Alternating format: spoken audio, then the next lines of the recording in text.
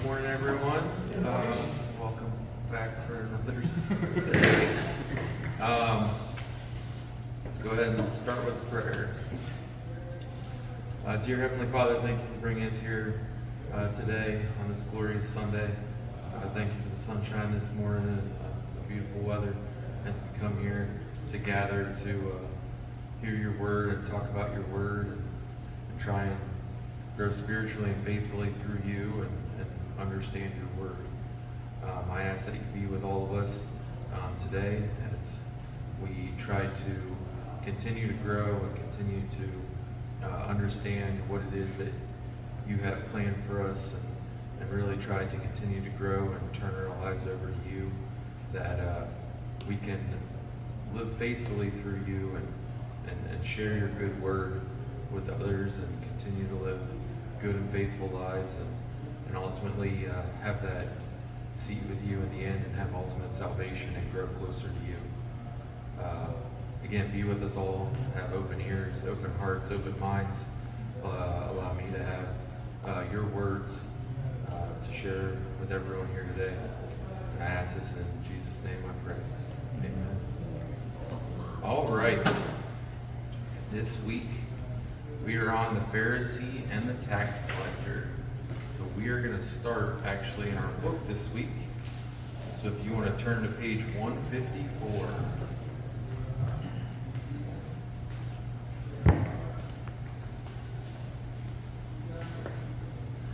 So the Pharisee and the tax collector, page 154.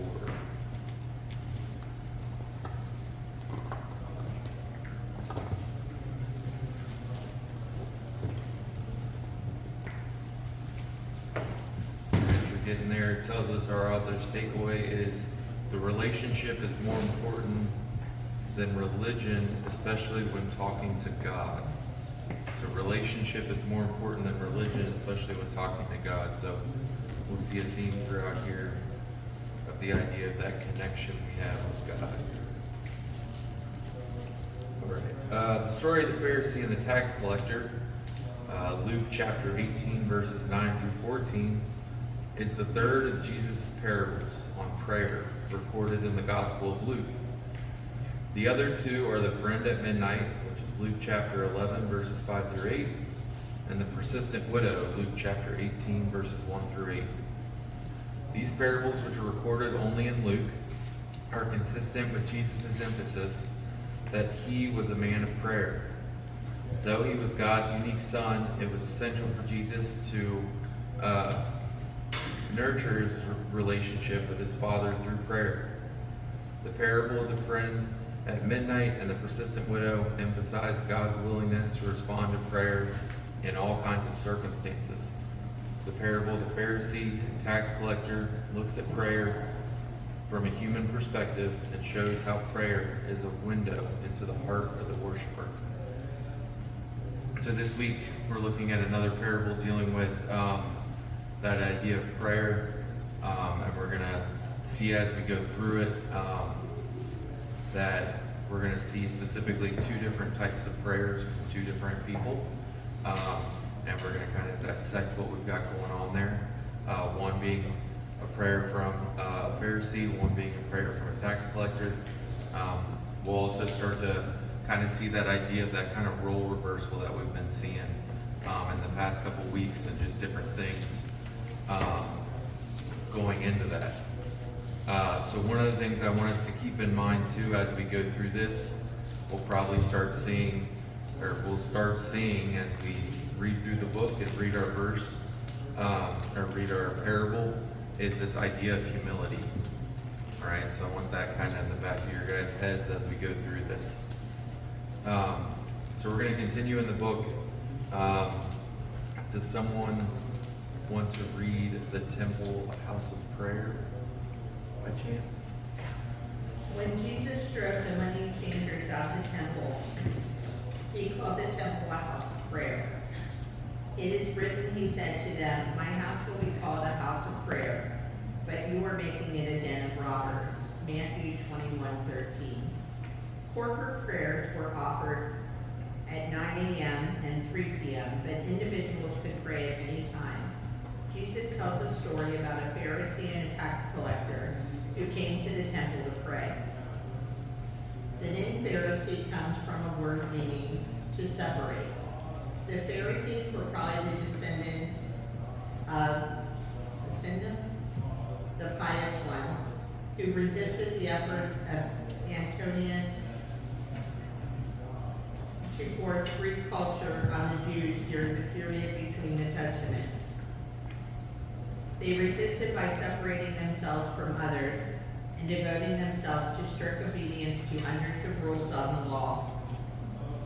They were the largest and most influential religious group of Israel at the time of Jesus and were generally condemned by Jesus as hypocrites.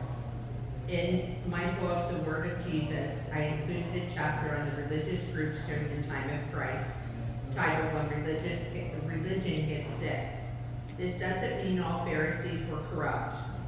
Some, like Nicodemus, had a genuine interest in knowing what was pleasing to God. John 3, 1-12. But most Pharisees were more interested in following the rules of their religion than fostering a relationship with God. Jesus' audience would not have been surprised that he told a story about a Pharisee praying in the temple. They may not even have been surprised by how the Pharisee prayed. What would have caught them off guard was the tax collector and his prayer. Unlike Pharisees, who were respected, tax collectors were despised. The Romans had a convenient but corrupt system for collecting taxes. Instead of collecting taxes directly from the people, the Romans paid the highest bidder for the right to collect taxes. The tax collectors then made a profit by collecting more than needed to pay the Romans. The system was obviously conducive to greed and abuse, and tax collectors were generally considered dishonest. But in addition to corruption, tax collectors were considered collaborators with the Romans. A story about a repentant tax collector would have captured everyone's attention. So I wanted us to read that before we got into our parable, just because it gives us a little bit of a background of our two. We've got the Pharisee who, again, is kind of seen in a religious eye sort of thing. Those that possibly feel that they have this worth in religion and stuff like that. People sometimes looked up to the Pharisees and stuff like that.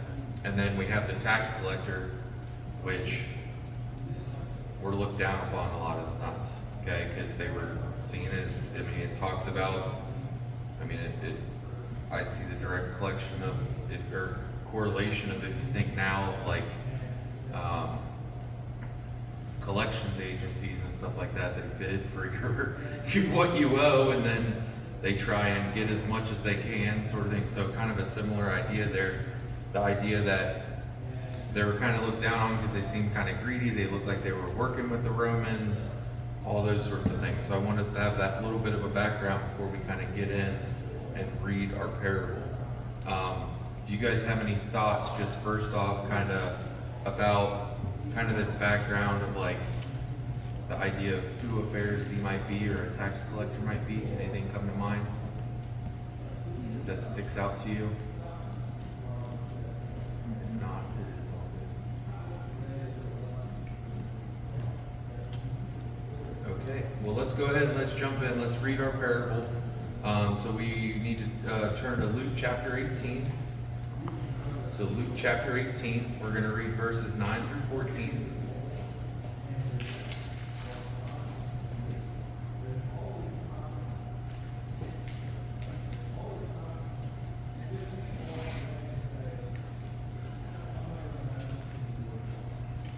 All right. So the parable of the Pharisee and the tax collector. Again, Luke chapter 18, verses 9 through 14.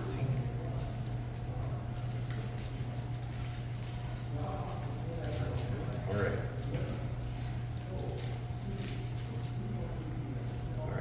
Also, he spoke this parable to some who trusted in themselves that they were righteous and despised others. Two men went up to the temple to pray, one a Pharisee and the other a tax collector.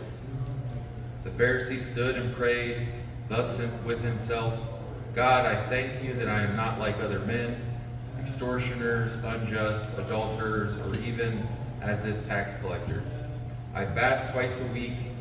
I give tithes of all that I possess. And the tax collector, standing afar off, would not so much as raise his eyes to heaven, but beat his breast, saying, God, be merciful to me, a sinner. I tell you, this man went down to his house justified rather than the other.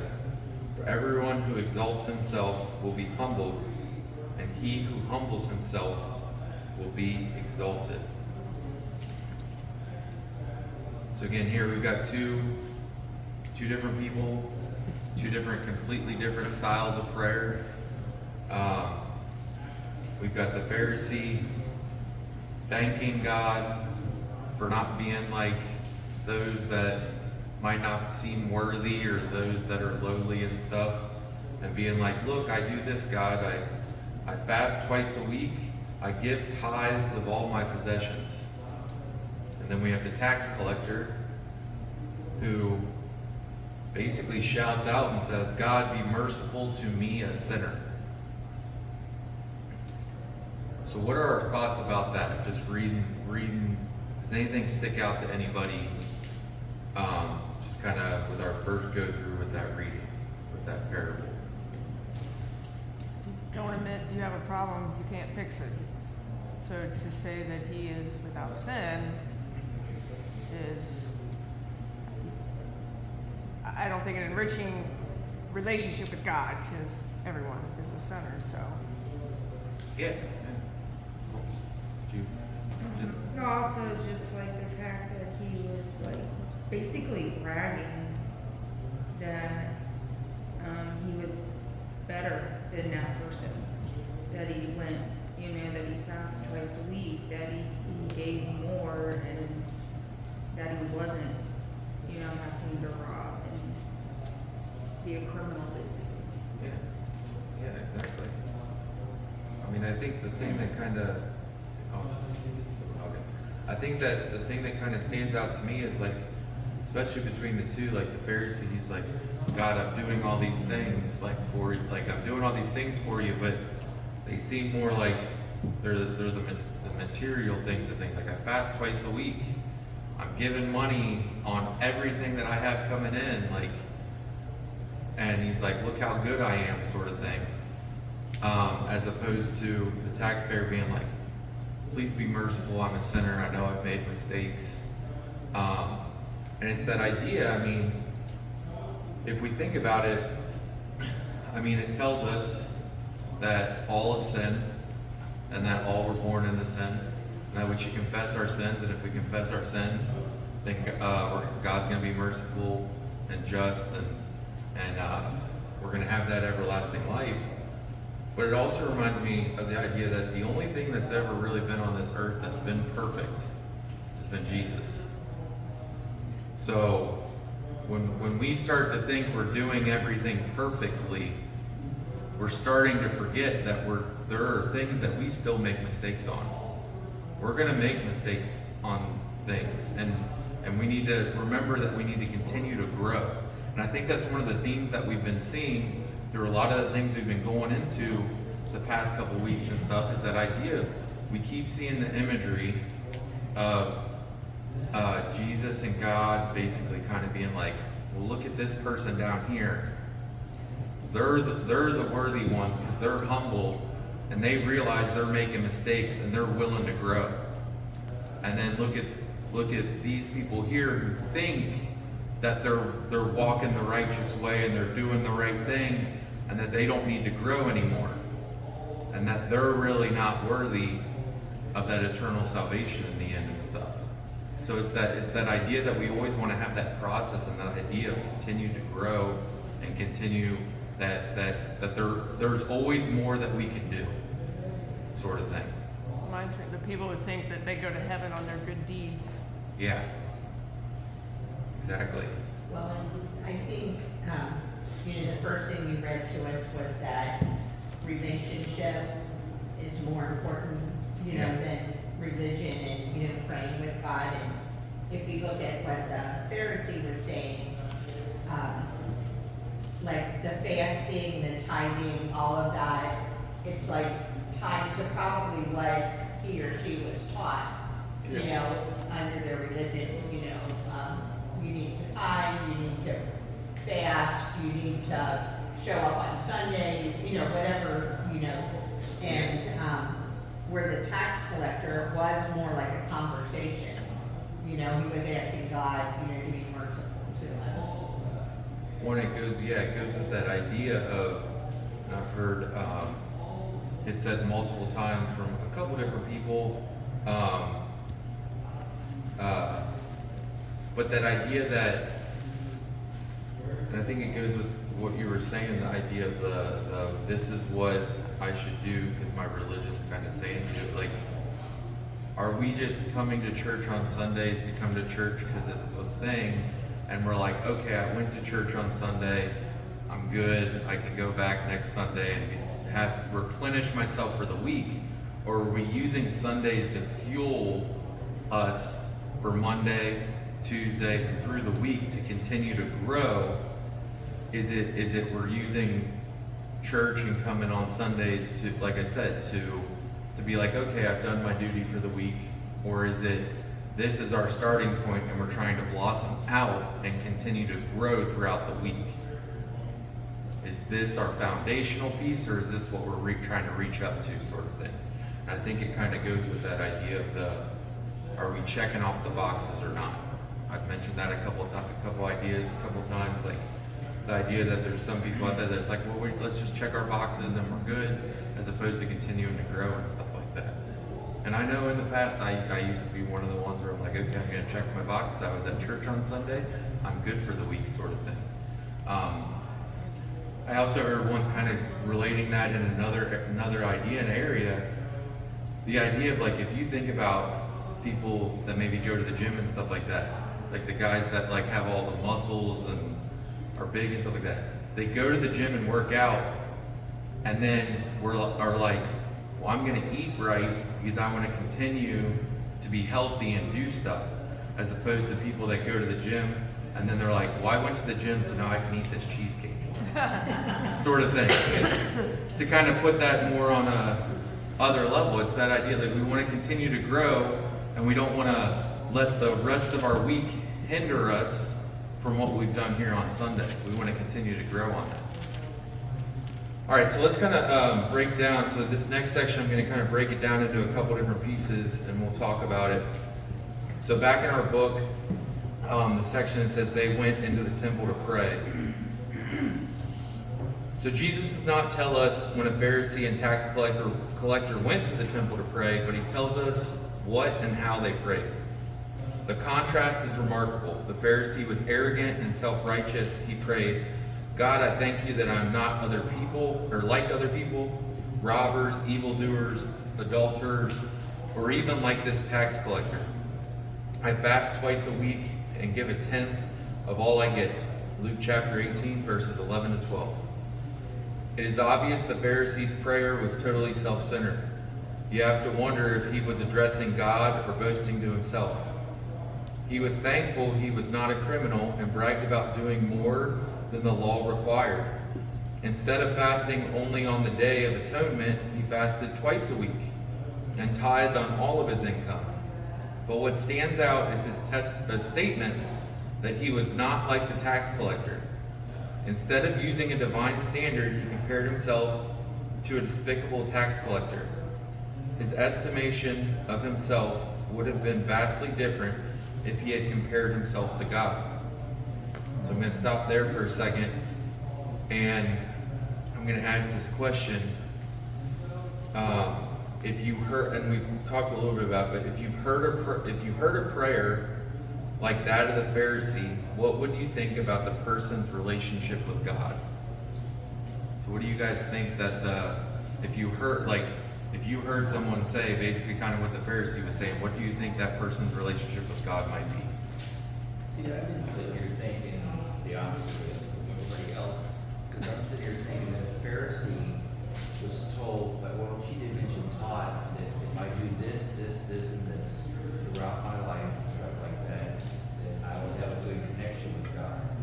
But I understand the part where if he's comparing himself to a lowlife, or not a lowlife, but the other guy, that right there, you can use some prayer there. But anyway, but I think if he's like, because we talked about that last night. I was raised, you don't drink, you don't dance, you don't smoke, blah, blah, blah, on and on and on and on. And then I thought, well, I like to dance, so, that type of thing. So if I'm sitting here and I'm doing everything I'm taught through preachers, church, whatever it is, and then he comes and says, here, Lord, look at me, I'm doing this is what I've been taught to do in my church or my synagogue or whatever, can you praise me and thank you and stuff like that. That's how I look at it. Well, and I think the thing is it's not necessarily saying we don't want to do those things. Like, if it's one of those things where we're taught to give a tithing or give when we can, and we're taught that we should fast and do things like that, yes, do those, and yes, you can be like, God, like in your prayer, God, I'm doing these things. But I think the big thing is that we don't want to just settle for them. We want to continue to grow and continue to grow spiritually and continue to go out. We don't kind of like what I was getting at is like, if we think that is like what we do, we want that to be the foundation of our faith. We don't want that to be the cap of our faith. We don't want to feel like we can't continue to grow and that there's more we can do. You get what I'm saying? Doing it as a duty, as an obligation, as an instruction of being taught, or are you doing it out of love? Yeah. I think, that too. So it's the idea, because I think the other thing too is he's like, look, I'm not this tax collector. And so the connection I'm making there is, especially when the tax collector says, be merciful, I'm a sinner. He's like, look, I'm not a tax collector, I'm not a sinner. Like it's not directly said there, but it kind of, I think there's an underlying message there where the Pharisees kind of being like, look, I'm not like this guy who's a sinner here. I'm doing what I'm supposed to do. But God also tells us in his word that all have sinned. All have fallen short of the glory of God. No matter what we do, we're there. So even if we are doing all these things and feel like there's still something in there where we're a sinner and we need to continue to grow somehow. So I mean, I get what you're saying, and it's that it's one of those things when we're taught things over and over and over and stuff like that. Like, that's where we're at, and if that's what we choose to do and stuff like that, great. But again, we want to continue to grow and continue to live our lives through Jesus and stuff like that. Doesn't sound like a personal relationship with God. I mean, because the other thing, and I think going with this, it was, it's why I got here a little bit early, and I decided I've been, in my daily reading and stuff like that, I've been going through Matthew. And I read,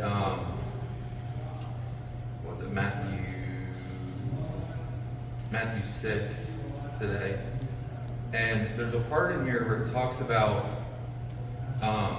doing good to please God. So it specifically says, let me see if I can find the verse.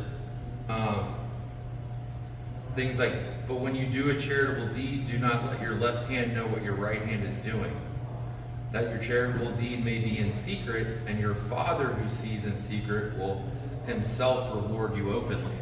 So the idea of like, yeah, there's certain things we do like tithe and this and that, but it's not like all of a sudden, if we're doing those things, we're not like openly being like, hey, look here, this is what I'm doing. Like we're just doing these things because this is what we were taught to do, and God knows, and we're not looking for reward here. Like I know, just kind of bring up like when you bought the coats and stuff, I'm sure you weren't sitting there thinking like, well, I wonder what I'm gonna get out of this. Yeah. Like you secretly bought that for that gentleman and stuff like that, and then God knows what you did, and you're gonna be rewarded through God. But when we sit here and we do something expecting something back, that's when it's like, well, we're not secretly doing this, and it's kind of looked down upon at that point. If we're just going out and being good and doing the good things and working through those things we were taught and stuff like that, we're gonna get glory, we're gonna get that praise. But it's not the idea of, well, look what I did, everybody, sort of thing. I don't know. All right, let's continue on. I'm gonna just go through one paragraph here. In contrast, the tax collector came humbly and seeking mercy. He stood at a distance with his head bowed and beat his breast as a sign of remorse. He prayed, God, have mercy on me, a sinner. Luke chapter 18, verse 13. So, two completely different styles of prayer here, right? So what are the major differences you guys saw between the Pharisee and the tax collector? Well, Yeah, go ahead. I was just gonna say, I think with the Pharisee, you know, like Alan was saying, he's pointing out everything he was taught and what he's done, but it doesn't seem, I mean, I'm not judging him, but it doesn't seem like there's that relationship there, you know, and with the tax collector, it seems like it's more this conversation, like there's a relationship with God. What I think the other thing too, just because I don't know, it's in my head, like, I'm not saying when I'm up here saying this stuff today, I'm not sitting here saying like when we're praying, we can't be like, hey God, I did this, and like say these are the good things I did. But at the same time, we want to make sure we're talking to God about, hey God, I made this mistake, or hey God, hey, continue to help me to grow, please. Like, hey, like it's an all-encompassing thing. Like it's okay to sit here and be like, God, I'm doing these things, but I think the difference here is the fact that the Pharisee stopped at that. And he was like, hey, these are the good things I'm doing, God. I'm not like this sinner over here. Like just not acknowledging any mistakes he might make or anything like that. And sometimes we probably go through life and we think we're doing things perfect. I mean, there's plenty of times where I'm like, today was a great day. I did everything I could have done. But then, like, when you look back on those days and stuff like it, was there more you could do? Well, Was there? Yeah. sorry, and going on what you said, I mean, because yesterday, I don't know why, we went to a good news club. It's information on how you can reach children, you know, and if your church wants to do a ministry. And the one, I don't know what speaker it was, but what was interesting is they said, as you're talking to children, if they're not at the point in their development yet that they can acknowledge they're a sinner or that they've sinned, then they're not ready to have that conversation about accepting God. You know, not judging them, it's just to let you know, age-wise, they're not there yet. And it's, when you were just saying that, it made me think of that if in our prayer, we can't acknowledge that we're a sinner, if we're only saying the good things, then we're not really ready yet for that relationship with God. Yeah, it makes sense. Perfect. I have a young grandson. He's 6. Okay. He knows everything. But he has his relationship with God. He has a mother that's a music leader at her church, and a grandfather and everything. But he definitely has his own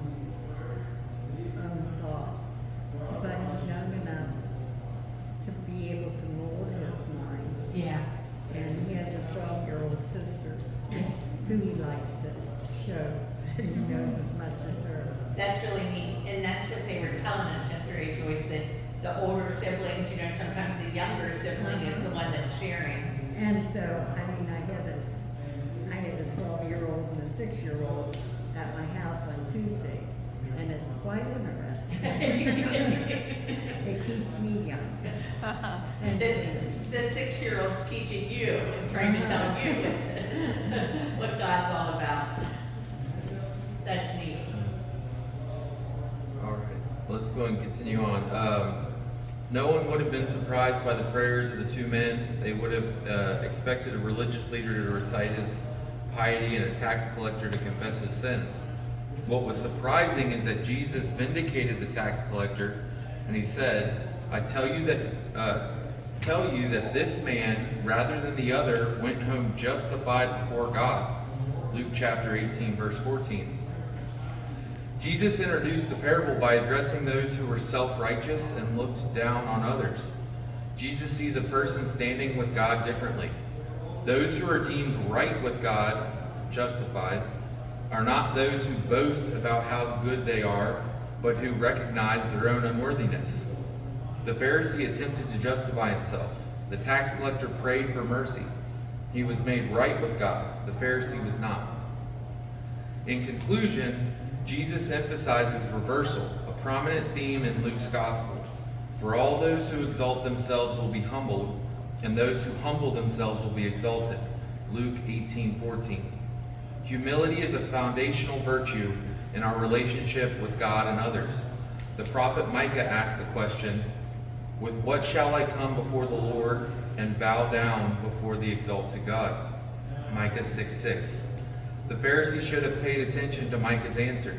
He has shown you, O mortal, what is good. And what does the Lord require of you? To act justly and to love mercy and to walk humbly with your God. Micah 6:8. Paul exhorted the Philippians, do nothing out of selfish ambition or vain conceit.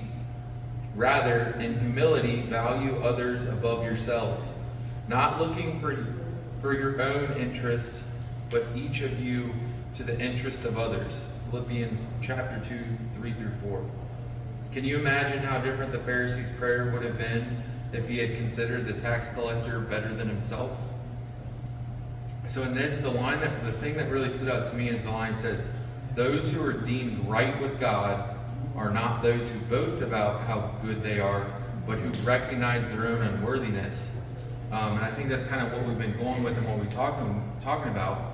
And I don't think it's saying we can't talk about the good things we do and we can't do that, but it's that idea of, and kind of like what I was saying with what I've read in Matthew, it's the idea we can talk about it, but if we're talking about it to try and feel better and be like, hey, look what I've done, whether you're talking to someone else or talking to God sort of thing, I think that's what it is. It's that humility piece. We can share what we've done, but if we're staying humbly in it and we're sitting here being like, oh, well, these are like, when we go around, we're talking to tables and we're like, well, these are some things I've done. Like, I'm not sitting here thinking people are like, hey guys, look what I did here. Like, look how good it's not that. We're talking about the things, like, and we're being humble in that moment. As long as we're staying humble in that moment and we're not looking for the praise and looking for rewards from it and stuff like that, we're following right that way. And again, that part where it says, especially at the end, can you imagine how different the Pharisee's prayer would have been if he considered the tax collector better than himself? So, I don't know, just a little nugget to think about. Maybe just kind of start thinking about how your prayers are and how you talk to God and stuff like that. And one of those, and just kind of where you're at with it and stuff like that, and just where you need to go potentially, or if you feel like you're doing